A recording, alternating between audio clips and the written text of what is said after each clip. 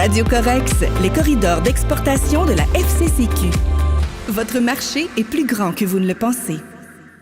Quand on pense au Maine, on voit immédiatement des plages, une destination de vacances, mais le Maine aimerait aussi qu'on pense à lui comme une destination d'affaires. Mme Dana Eidsness est directrice du Maine North Atlantic Development Office, rattaché au Maine International Trade Center. Il y a des développements de ce côté. So, hello, Mrs. Eidsness. Hello. So, to introduce you properly, you're the director of the Maine North Atlantic Development Office that is affiliated with the Maine International Trade Center. Is that right? That's correct. And where are you located precisely? My office is located in Portland, Maine, which is Maine's largest city. Yes, and we do know Maine is, and for Portland as well as pretty well known as a popular leisure destination for people from Quebec. We do go there frolicking on the beaches, but in this case, we're talking business, and you are interested in attracting people, business people from Quebec to work with you. Yeah, that's correct. Maine and Quebec share really profound economic, historical, and cultural ties. And I think that more than 37,000 Maine jobs are directly linked to mutually beneficial bilateral trade relationships between Maine and Quebec. And as you said, each year, your tourists are contributing an estimated $230 million to our economy. So, our cross-border relationships are strong, and I think they're important to communities on both sides of the border. But you could diversify beyond tourism. And I understand that you are setting new resources that could be of interest for people around here. Yeah, so I think there are a number of sectors of opportunity in Maine for Quebec businesses to look at. Some of our most successful sectors here in the state are life sciences, aerospace and advanced materials, pulp and paper and wood products is certainly big for us, marine construction and technology.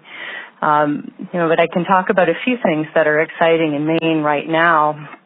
One is Maine's ocean cluster, a top exporting sector that represent nearly $300 million a year in Maine exports to markets around the world.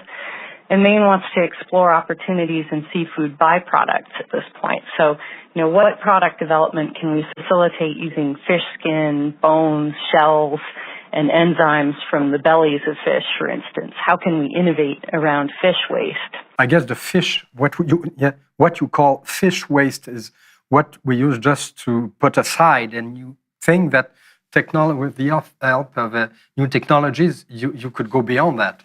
That's right. So with lobster, take the meat from the lobster and then look at what's left over. We have shells that are normally just tossed aside. Sometimes they're used for fertilizer and for agricultural uses, but we're looking more deeply at these this waste and looking at it as more of a resource and trying to figure out how to innovate more effectively around these materials.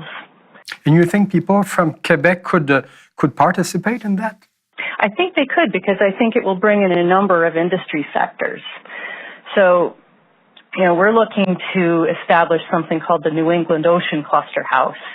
And this is it's a new $10 million investment project from Iceland. An Icelandic investor has partnered with an entrepreneur here in Maine.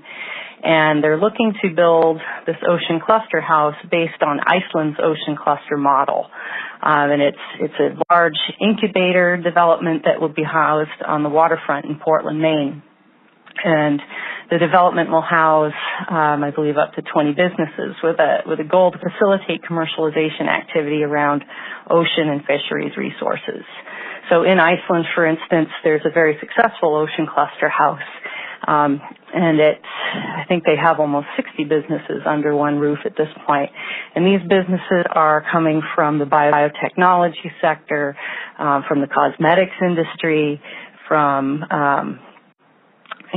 fish processing industry, innovating around fish byproducts. So, for instance, in Iceland, they'll look at a codfish and say, how can we get the most out of this fish?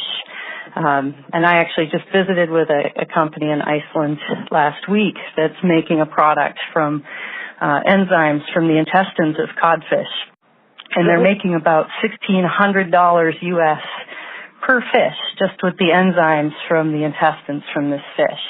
So we're looking to replicate this ocean cluster house model in Portland, and we're looking to partner with businesses from throughout New England and the whole North Atlantic region and be supported by a network of research laboratories, technology transfer professionals, and economic development resources. So we're hoping to attract businesses not just from Maine and New England, but also from Canada and other North Atlantic destinations.